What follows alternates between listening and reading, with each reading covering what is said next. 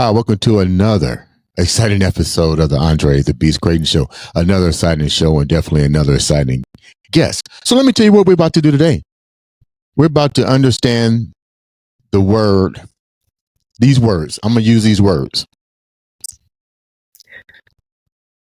Authenticity, if I said that right. Forgiveness, hope, and more importantly, understanding the joy and freedom. And I know what you're saying. What does all that have to do with today's show? We're going to let one woman tell you how all of those words shaped her to the person that she is, growing up in dysfunctional situations in the household. Genetic curse is what I call it. And how she's taken all of these three words and basically is now resonating joy and, more importantly, freedom. And she's going to tell you how all that came to be. Let's welcome all the way from Colorado, Miss Meg Hall. How you doing, Meg? I'm doing fantastic. Thanks for having me. I see you just smiling like crazy right now. I must have said something good to you. You brought up those great words. So before we get started, you're in Colorado. Tell the viewers a little bit about who you are before we dive deep into those three words and how you use those words to put yourself in the position that you're in right now. Yeah, so I'm originally a farm girl, grew up on a farm in Minnesota, and then went to college, became a nurse, and got a degree in nursing and psychology, and then went to work as a nurse and started off right in psychiatry, which fits with growing up with two mentally ill family members, my grandma and my father, who lived with us. And I loved nursing. I loved psych nursing. I loved understanding what people were thinking and doing. And then it just kind of automatically I got into leadership. And for me, that was about providing the best possible quality care for patients at an affordable rate and truly connecting with those patients. So years later, when I took a break from leadership, I went into hospice nursing. And that was actually the point where my life turned, based on, some experiences with patients who were dying. And I then started the journey to find my authentic self in my 40s. And my life has just continued to get better since that time. And now I retired last year out of healthcare administration and nursing. And I'm just out here to help other people not live in that victim stance that I was living in for many years, find their joy, forgive those who, have done incredible things to them, terrible things to them, and then really figure out who they are. I had no idea who I was. So I love the journey that I took to figure that out and then live in alignment with those values.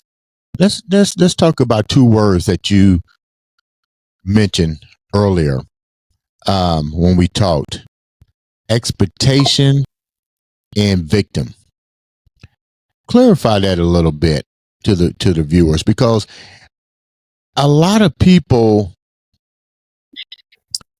find themselves being a victim, and a lot of people find themselves not taking accountability.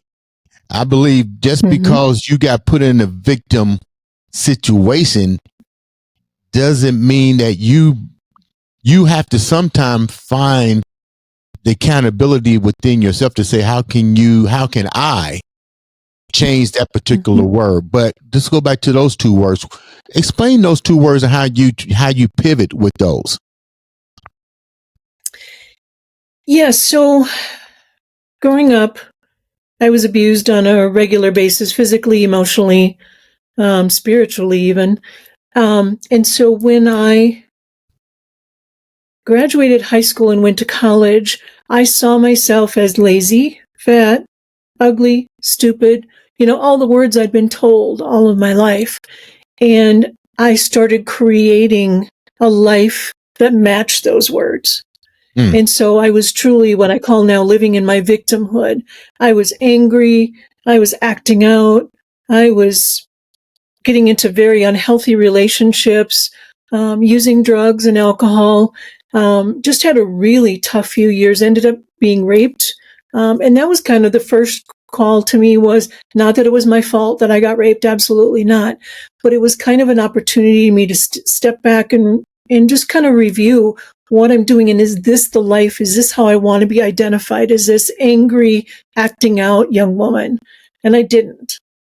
And so that was the first step in my journey towards not living the expectations that I had been given as a child and as a young person, young teenager. I didn't want to continue to live according to those expectations.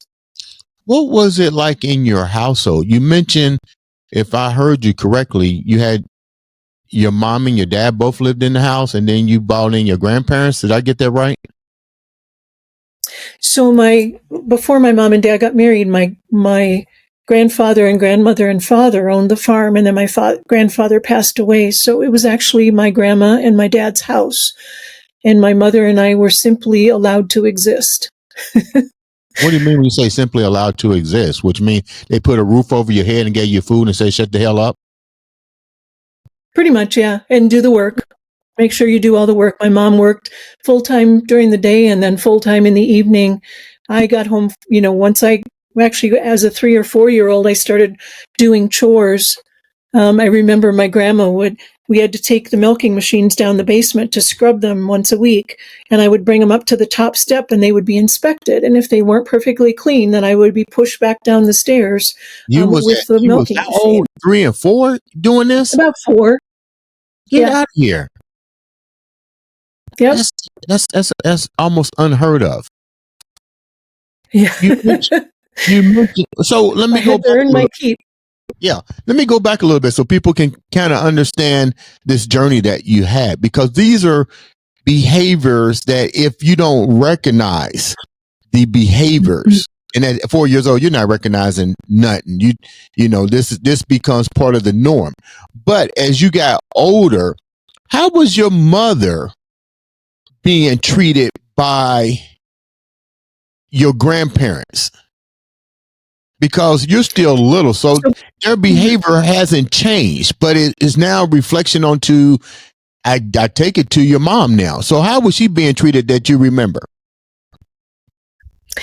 So she was always treated as, my grandma called her the sinner woman. So she would have to sit in the back seat when we would go somewhere. She wasn't allowed to sit up front with my father. My grandmother would do some laundry, but she wouldn't do her laundry. My grandmother would sit at the base of the upstairs stairs and watch, and my mother and father had to sleep separately. So she would sit there guard to make sure that they didn't cross into each other's rooms. So she was truly a less citizen. She was just there to work, do what she was told, and bring in money. Okay, but you already conceived. So I'm trying to understand, why was they separated? Why was it so adamant to keep them separated when they already had you? Because my grandmother didn't want me to happen, but I happened. And so she wanted to make sure there was no other children to take away attention from her. She was bipolar with psychosis. So some of what she did. Bipolar. Yes.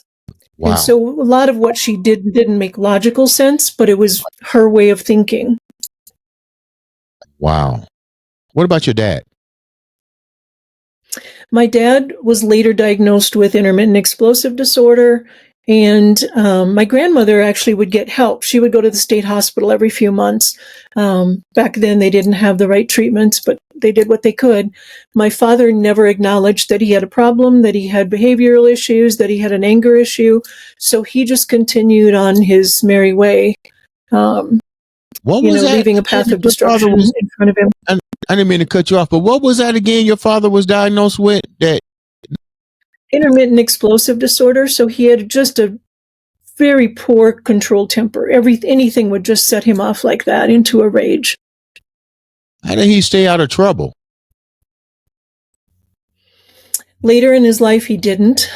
He ended up with a lot of restraining orders on him and fired from jobs. And but early on in life, he was a farmer, so he didn't have a whole lot of association with a lot of other people. And when he was in public, he presented as this very Christian, well-behaved, jovial, fun man.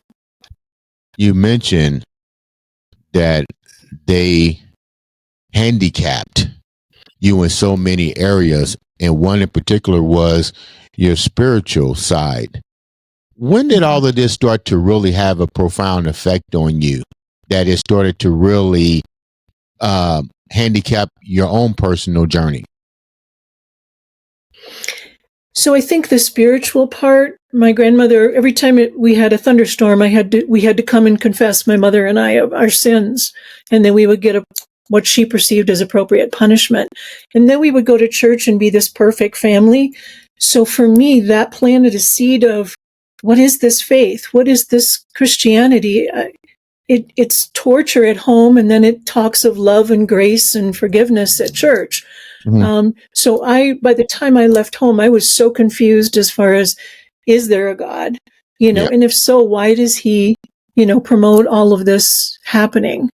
So it took me a long time to work through my spiritual journey.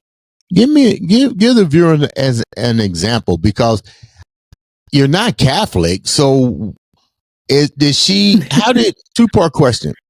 How did they come up with this ideology of making you confess? So they had to have some experience to some degree with, the Catholic religion. Then second of all, what's some examples that they had with punishment on top of that? If that makes any sense. I'm totally baffled. So all this started with, my grandmother and her delusions that anytime thunder and lightning happened, that means someone in her family circle had sinned. And because my mother and I were the targets, it was automatically us. And at first I was being honest with what I thought I had sinned about, and found out that led to beatings and whippings and Bible readings and all that. So, I was actually talking to my writing coach, and I said we had to develop safe sins. So sins that would only get us Bible readings and book reports and things like that, instead of beatings. Which one would which sins would cause the beating? Which sins would cause the beating for your mom? From your mom? Lying. For my mom? Yeah. She was always accused of lying. And so she would, at first she would, no, I didn't tell you that I stopped here on my way home from work. And so therefore she didn't get a beating. She usually just got other types of punishment. So you had to I was the one who got the beatings. You had to learn how to practice deception under spirituality. Yes. That's crazy. Yes. I know. I tell people everybody has a story, and some stories just really sound unbelievable. Yeah. So now you're practicing how to deceive under a religious flag in the household. Who was there to protect you? Because this sounds total dysfunction all the way around. Like, was there a safe zone for you? Yeah, there was really no one. My mother was always threatened that she would be killed if she did anything to interfere with my raising. So there was really no one to protect me. But she would do what she could, which we processed this many years later. But so she would bring me in, and this led to another life habit. She would bring me cookies or ice cream or a piece of cake or something after a beating in my room. She'd sneak in and grab it and bring it to me, and just tell me she loved me and she was sorry. And so the little corner in my room was kind of the safe place that I had, where I associated comfort with food. How old was your mom when she had you, when she conceived you?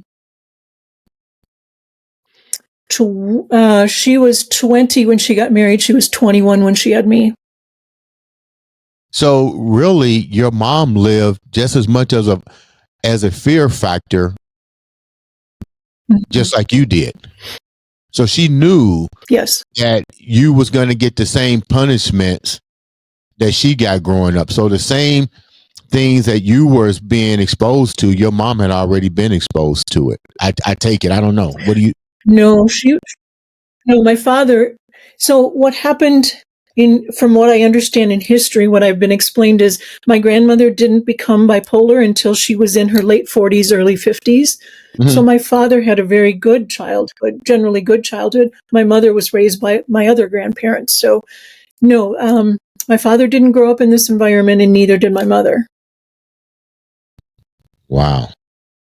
When your mother came to you in these safe zones, when did your mom realize something has to be done? I mean, you're 20 years old. You see there's dysfunction. And let me clear something too, because a lot of viewers may not understand this. A lot of people didn't know what bipolar was at that particular time. Am I correct? So this just seems to be an unusual pattern that's going on, because it wasn't until recently that particular word started to surface and more research has gone into this. But let's go back to this particular question. When did your mom say, I got to get you out of this? I couldn't stand to see my child. I was probably like that. I was probably 2 or 3 when the beating started. And so she immediately thought, I got to get out of here. So she told my dad that she was leaving and taking me with. And he said, that's fine. You'll be dead in a day. And he said, then grandmother and I will raise our daughter. So that's up to you. If you want to die and leave her totally to our control, you can do that. What she chose not to, obviously. Die? I mean, did you guys live in a bad neighborhood? I mean, what was their definition of die? I mean, that you're not going to be able to function in society? Is that was their definition of dying? Or that? No, he was going to shoot her. He was going to shoot her. He was going to shoot her? He was going to shoot her. Yep, and bury her out in the woods. No way. Yeah. That was his plan if she tried to take me. And probably because y'all lived on a farm, nobody would even question where she is. Nope. The only issue would have been her work, why she didn't show up. And he would have just said, oh, she's decided to quit and be on the farm full time. So he had it all figured out. That sounds almost diabolical, narcissistic, but I'm not a doctor. That's crazy. I know. That's crazy. Yeah, and it's interesting because as I talk about this, it's like this was my normal life. So to me, it doesn't seem as crazy as it does to other people because this was just my life. How was you able to finish school, go to college, and be... Well, you can't be normal because that's not normal as we consider normal. So I would take it you still brought those functions into your everyday life. But this is okay. Just to say, for instance, you had to do that. This is the norm to you. And now you go to high school and college. The more you elevate in your age, the more you start seeing things that don't really line up to what's going on in your household. Mm-hmm. So the question here is, when you got to college and stuff, how did you manage to say, this just ain't right? I need to figure out something here. So I knew it when I got to college, I knew it wasn't right. I had a roommate that I shared some of my experiences with, and she was just shocked. I'm like, why are you shocked? This is what growing up is like. So I learned that no, this isn't what growing up is like for most people. Right. And then I just got angry. So my college years, yes, I went to classes. My parents cut me off financially because I wouldn't follow their rules. So I worked full time as well. And I just took this stand of, I'm going to prove I can do these things in spite of everything. Mm-hmm. And so it was a challenging 4 or 5 years. It really was. And I think I took a psychology course actually where we did like role play group therapy. Yeah. And I didn't have a whole lot of boundaries at that point. And so I was asked to question something about childhood, and it just came all flowing out. Wow. And everyone in the class was just speechless. And my professor caught me afterwards and said, I'm sending you to counseling. He said, you need help. That's probably the best thing he could have done for you at that time. Exactly. Exactly, it was. Wow. First of all, let me say thank you so much for coming on the show and being so open with this story. A lot of people will definitely find that hard to believe, but in today's society, you'd be surprised what people deal with every day and they think is the norm. Oh, yeah. And then something they like you said, they get put in a situation and they begin to look at their life and go, wow, my life wasn't like this. It was filled with this, that, and the other. So let's move forward a little bit. So you finished school. What was the relationship like with your family once you decided to pivot and recognize this isn't normal? Like, how did the relationship continue with your family members? Did you disassociate yourself with them? Because it's like this. You can't bring back your newfound religion, which means your newfound education, to an environment where that was unspeakable. But they're still your family. So how do you bridge the gap that they don't take away your newfound identity because they're still living in that particular identity and you're still trying to recognize that they're still your family? How did you do that? So initially, like in college, just very superficial communications with them. I would go home for holidays and usually that was at my other grandparents. And, it was just very superficial. I would just give them lip service and they'd say, oh, you're not doing this. You're not doing that. Nope, I'm not doing that. I'm just going to be a nurse. That's all I'm doing, and so it was, again, the deception, but at the next level, and just kept my boundaries of, I'm not going to let you in emotionally at all because I'm trying to rebuild and recover. What was the relationship like with your mom? Because your mom, your grandparents is a different story because that's been so deeply rooted in them. And if you probably wasn't familiar with their parents and their legacy, it's hard to really understand just how deep that particular side went. Mm-hmm. But your mom is a lot different. What was that relationship like with your mom? And more importantly, why was your mom and stuff still there with your grandparents? Why didn't she just, because you left and went off? I mean, but why keep going back to that toxic environment? Yeah, so first question is, I was very distant with my mom as well, because as things started coming out, going to counseling and stuff, I was just really angry that she didn't protect me. Mm-hmm. And that I was left to my own devices basically to survive that. She, by the time, kind of like me, we had, and I say, the self-esteem of a gnat. I mean, we just didn't think we were worth anything. And so she had been so thoroughly programmed by that time that she felt she could never survive on her own. My dad still had the threat over her of killing her. And so she felt she wasn't worth anything. So why not just stay where she was? You just brought up something. And we talked about this when we first started the show. Victim and accountability and the skill rates to master all this.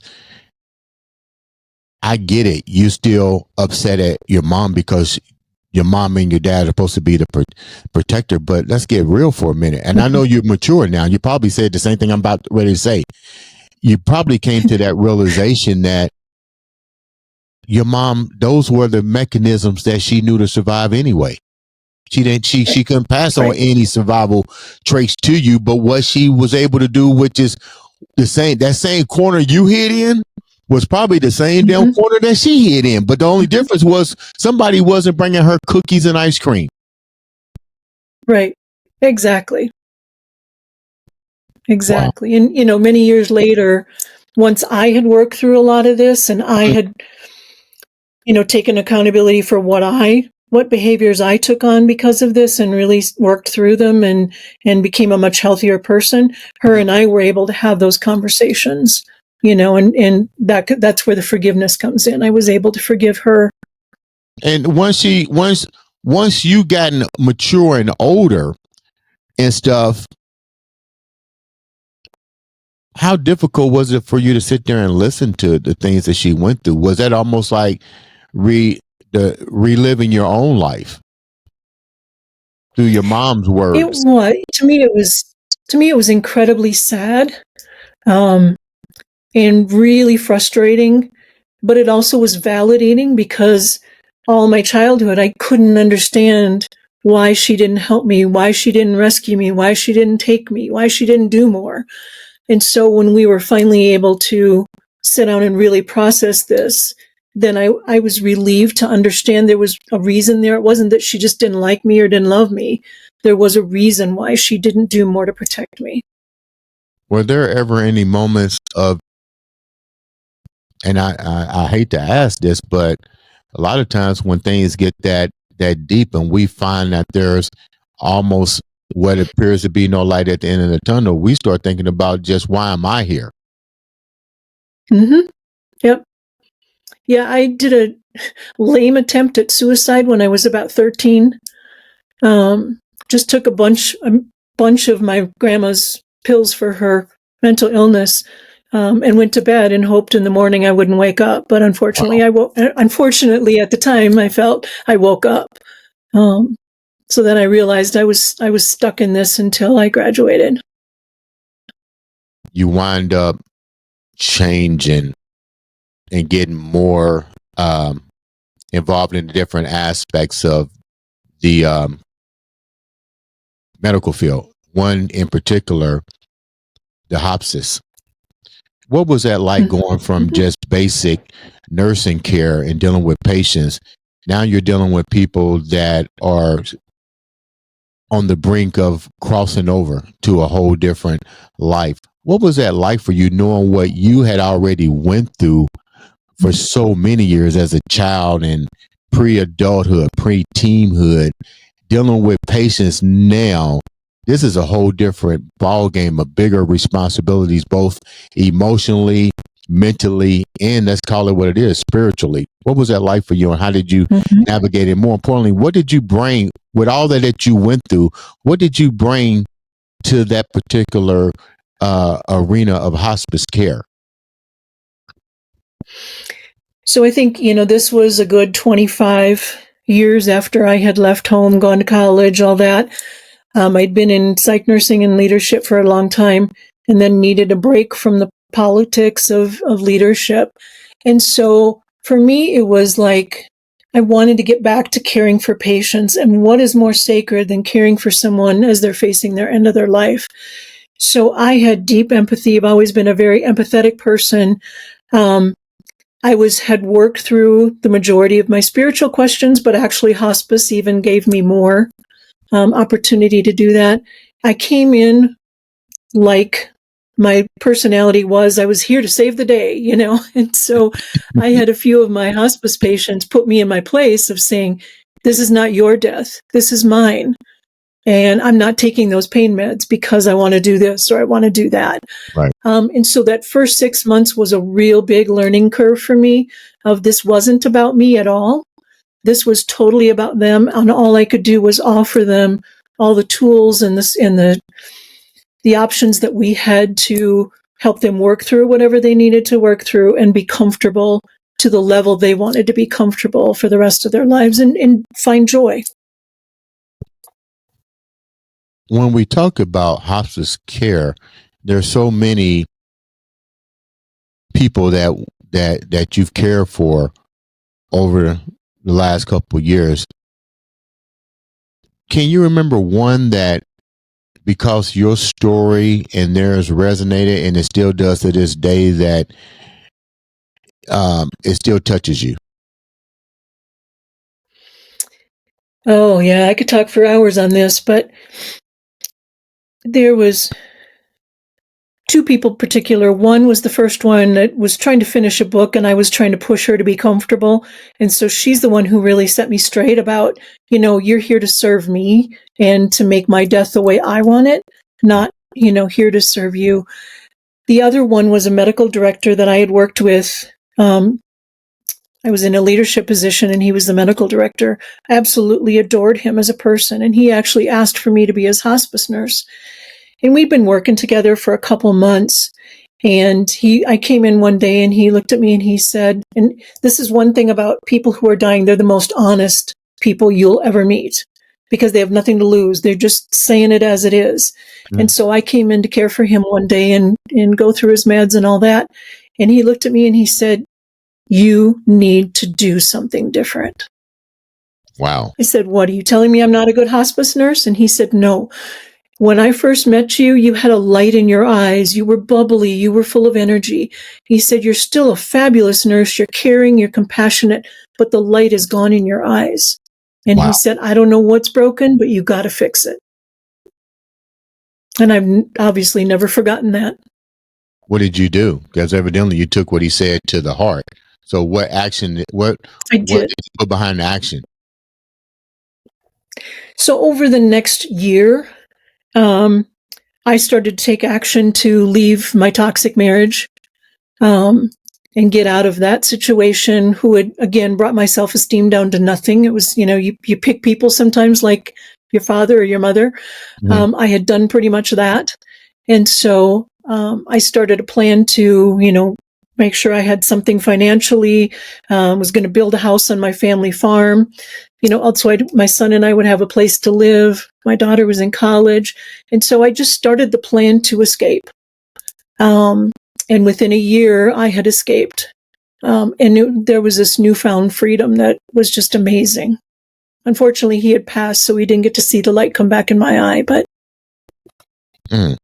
You mentioned that people on their deathbed are so authentic. They hold nothing back. Mm-hmm. So this is a question, because you dealt with psych. Why do you think people want to wear the mask so long and not just be authentic? Is it because they may have more trauma that they have not dealt with, because they may be afraid that their life isn't as normalized as society thinks it should be? There may be a whole lot of things, but you've been in this field. What do you think the difference is between the person that's in the hospice, say, and individuals that are not, but they're in an emotional, chaotic situation, pandemonium, the whole 9 yards? What's your take on that? So there's a couple things there. One, my sense is until we heal ourselves and realize who we are and all we have to offer, we tend to just follow the cues and the requests and all of those things until we do, to just be whatever others want us to be. Because we don't believe in ourselves, we haven't healed ourselves, we don't even know for sure who we really are and what our values are and what's important to us, because we just get in this cycle of being who others want us to be. And, you see that. I always joke that my picker was broke when it come to picking men. And there's so many women and men out there that I see pick the same kind of people over and over. And I really feel they have never figured out their own worth. They don't love themselves, and they don't even know who they are deep down. And I think we're afraid that we're not good enough, so we don't want to see who we really are. Mm-hmm. We're afraid that some of those things, maybe if we were told negative messages, are really true. Mm-hmm. And we're afraid to find out that they're really true. Versus if we really do the work, we find out that isn't true. We have so much potential and so much to offer. So I think it's mostly fear and uncertainty that keeps us from really becoming our authentic selves, and even taking that first step in that journey. Before we wrap up, I'm gonna ask this question. I just got to ask it because it's resonating on me. You mentioned dysfunctional relationships. You wind up picking the same type of situation that you came out of, even though you have gotten your own, you have put yourself in a position to heal, but yet and still, you still brought that same environmental thing into your household. And not only that, you wind up having children. To me, it would appear as you start going through your own evolvement of healing, how was you able to deal with the relivement of what was going on in your marriage with your children, knowing that this looks like the same type of shit I just went through and my mom went through? You know I was going to ask that question. Yeah, I did know that. It's what I've realized after reflection and looking back is that I had done some progress before I met my ex-husband, but not enough. Right. And so it was so easy to me to fall back into those old patterns of being discounted and discouraged and talked badly about and, and used and all that it just felt familiar. And so I went back to what felt familiar. You used the word familiar. How difficult is it for people to change that word in their life? Is that really a big of an issue that we who have what may be appear to have normal lives, let's put it like this, is even the normal really the best life to have? And if so, why is the word familiar such a difficult word to change as it relates to changing our life, period? Yeah, I think so. There's a couple things that come up familiar is in our mind safe. We know it. We know how to respond. We know what to do with it. And so I think about all these people that are in abusive relationships, whether they're men or women, all these people that are in stagnant, non-loving marriages that have just been there for, 20, 30 years. And it's familiar. It's what they know. And so to me, something has to happen that kind of jolts you and goes, wait a minute. Just because this is familiar doesn't mean it's right or it's good, and I'm not having any joy. So it's a huge and difficult step to go, just because it's familiar, it doesn't mean it's what's good for me. Were you seeing some of the same stuff in your marriage being displayed on your own children? Like behaviors and patterns and so forth?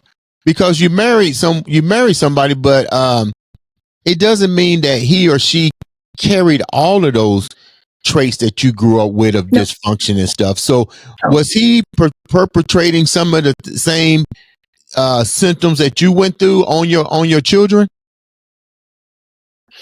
To some degree, yes, especially my son. My daughter was just an overachiever, and he liked anything that made him look good. And so, I think there was no physical abuse by either of us, but there was definitely some emotional abuse.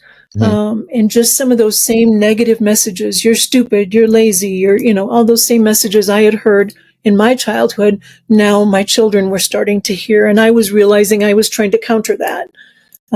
And give them the positive messages. So I've talked to my kids about that, and it definitely had negative impact on them. Did your kids even say, Mom, why are we here? Why don't you get us out of this? Did you hear your children hollering for help like you was hollering for help when you was in the corner in the safe zone? Because you're dealing with different eras of time too. You know what I mean? Right. Yeah. I mean, my son would do it by behaviors. He was very oppositional and defiant. And so, it wasn't until we actually left that he said to me, "Thanks, Mom. This is exactly what I needed."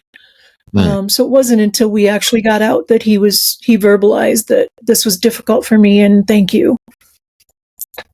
Wow. I'm glad. Such a beautiful story of healing. How has your life changed now? Like, what's your message now? What's your journey? I do like those 3 powerful words that you put. I'm gonna repeat them again.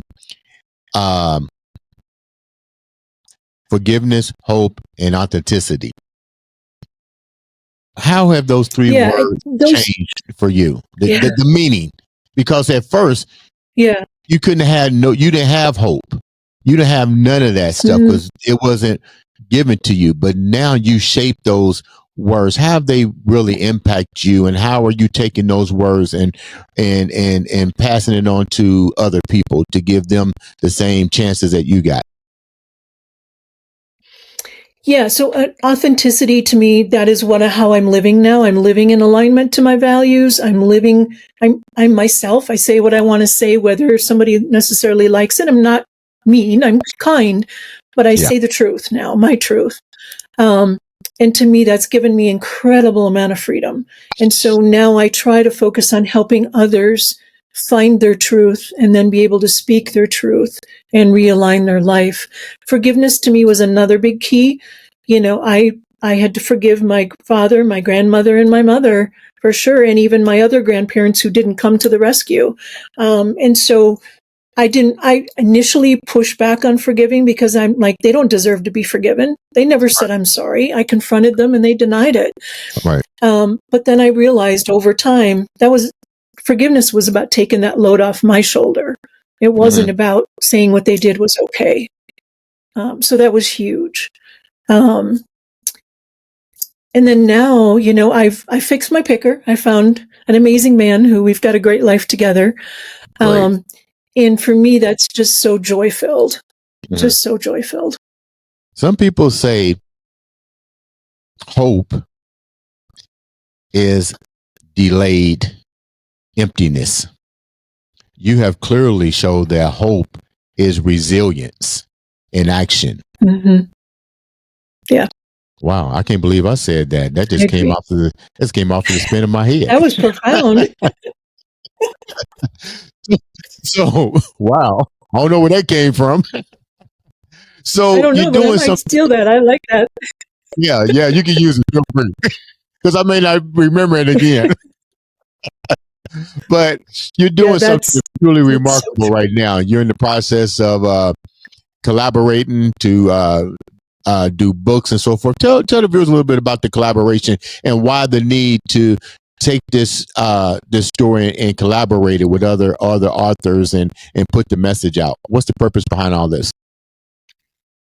You know, so it's interesting. The latest collaboration I was in was Cracking the Rich Code, Volume 18, and my chapter was on resilience. And so I just really felt that message needed to get out there because to me, Cracking the Rich Code felt it was about finances.